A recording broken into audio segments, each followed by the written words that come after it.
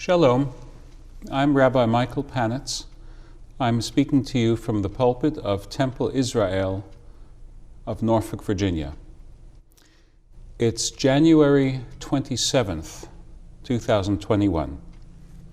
The date is significant, as we will see. And I'm speaking to you on the subject, don't be a bystander. Don't be a bystander. Today, January 27th, is the International Holocaust Remembrance Day. Now, we should recognize that the Nazis and their collaborating other nations and the willing executioners of the German nation who participated in the Nazi atrocities committed those atrocities every single day of the year. There's no day on the calendar that might not have been fitting for a Holocaust remembrance. So why January 27th? The choice of the day tells us something about the people making the choice.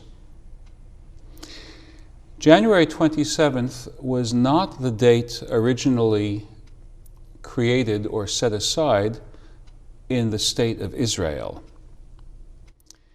Shortly after the State of Israel was declared independent in 1948 and fought for its independence, fought off invasions of armies from neighboring Arab countries, the first commemorative date was in December, corresponding to the 10th of Tevet in the Jewish calendar. Now, the 10th of Tevet is a fast day. It's a sad day with old historical associations. The city of Jerusalem besieged in the First Temple era by the Babylonians, in the Second Temple era by the Romans. The 10th of Tevet was a date set aside as a sad day when the siege choked off Jerusalem from contact with the outside world. But that date didn't stick because the historical reference was not to anything contemporary, but rather to a sad day thousands of years old. In the early 1950s, the State of Israel settled upon a date in April, the 27th day of Nisan. Now, this is approximately the date of the Warsaw Ghetto uprising. The Nazis incarcerated Jews in ghettos across Eastern Europe. Warsaw was the largest one, and the uprising in the Warsaw Ghetto was the largest such uprising. It was doomed from the start. The Jewish resistance had no realistic hope of defeating the Nazis, but they didn't want to be led, quote unquote, like sheep to the slaughter. That spoke to the infant State of Israel. The State of Israel had been created in an atmosphere of great hostility. It was invaded by Arab armies on the day of its birth. And so Israelis felt a need to cultivate a tough-minded self-reliance. Hence, remembering the heroism of the resistance was very important to them, and not only remembering the victims. That's not completely fair, of course, because the 6 million resisted in different ways, not only in military ways. But this tells us about the psychology of the selection of the date in Nisan, which is April. The 27th of January corresponds to a military event. The Soviet armed forces, the Red Army, liberated the Auschwitz cluster of concentration camps on January 27th, 1945. So in communist countries, January 27th was an acceptable date as a commemoration. Ironically, though, the anti-Semitism of Stalinist Russia was such that the commemoration was of communist victories over fascists. The fact that Jews were the principal victims was simply ignored.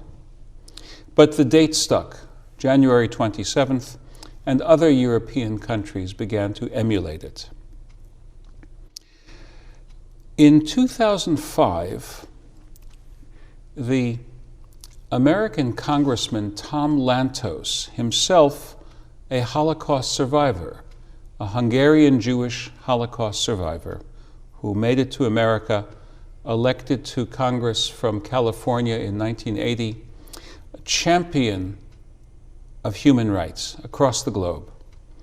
In 2005, Representative Lantos sponsored House Resolution number 39 on the 60th anniversary of the Soviet Army's liberation of Auschwitz.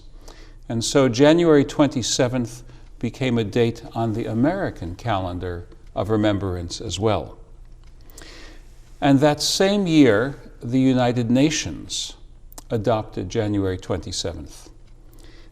Israel sponsored that resolution. It was the first UN resolution sponsored by Israel. And so January 27th, after a communist-inspired beginning, became a worldwide date for remembrance of the Holocaust. The April date still functions in Israel and in the Jewish community across the world, but so does the January date. What's the significance of that date today? Anti-Semitism is on the rise in America. It can't be denied. This comes from both extreme left and extreme right-wing political forces. The anti-Semitism of the right was on ugly display just 3 weeks ago when one of the rioters invading our Capitol in Washington, D.C., Robert Keith Packer of Newport News, Virginia, was wearing a t-shirt bearing the obscene message, Camp Auschwitz, and the word staff on the back of the shirt. At earlier rallies of right-wing extremists, another Holocaust-related anti-Semitic t-shirt was on display, bearing a coded message to the effect that 6 million were not enough. In other words, that Hitler didn't finish the job of exterminating the Jewish people, and that the genocide needed to be completed. So that's the face of anti-Semitism in America today, or the face of the right-wing part of anti-Semitism in America today. And that's why January 27th is more important this year than in previous years. Let me close with a brief teaching from the Bible reading for this week in the synagogue. We're reading the story of the liberation of the Jews from Egypt and their successful escape across the divided waters of the sea. You may remember the story that God tells Moses to hold his staff over the waters, sends a powerful wind, and the waters divide. If you don't know it from the Bible story, you probably know it from the movies.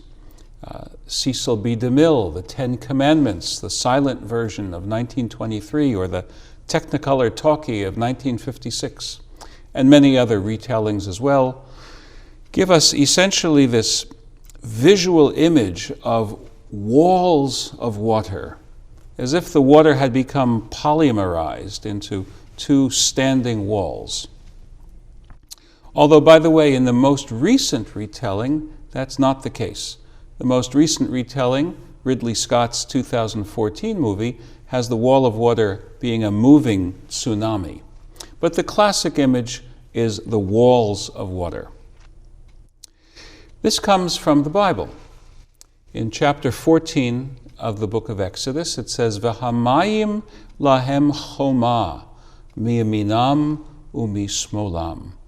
The water was for them, meaning for the Israelites, a wall to their right and to their left. Now, we need to understand something about the way in which Hebrew is spelled in the Bible. The Bible is a very old text, and the Hebrew language at that time was only written down with consonants, not with vowels. Then, over time, some of the letters began to serve double duty, both as vowels and as consonants. And the sixth letter of the alphabet, the Vav, came to stand in for the long vowel O. So the word choma is often spelled chet, and then the letter Vav for the vowel O, mem, and hey. Hey actually for the vowel ah. Choma. But in Exodus chapter 14, verse 22, the word is spelled without that vowel letter. It's spelled chet, mem, hey. And that can be reread not choma, but chema, which means wrath. The waters were wrathful about them, both from right and from left. The Israelites, whether they looked to the right or looked to the left, they found wrath. Now, that's not the plain meaning of the text in Exodus, but it is certainly a meaning that speaks to us today. The raging currents of bigotry, and specifically of anti-Semitism, are rising to heights we have not seen in 3/4 of a century. So today, more than any other year in my lifetime, and I'm 65, it's important for us to rededicate ourselves to the effort to teach the history and to inculcate the lessons of the Holocaust. First, that it did happen against the deniers, that people did this to each other. It wasn't a natural catastrophe. And that my people, the Jewish people, were the principal, although not the only victim. There are those today who would resume the genocide. We must call them out. We must marginalize them. We must not allow them to become part of the dominant parties in the political spectrum of our country. The message of Holocaust Remembrance Day for us in 2021 is this: it is not enough for us not to be perpetrators. We must not be bystanders either. We must not be bystanders.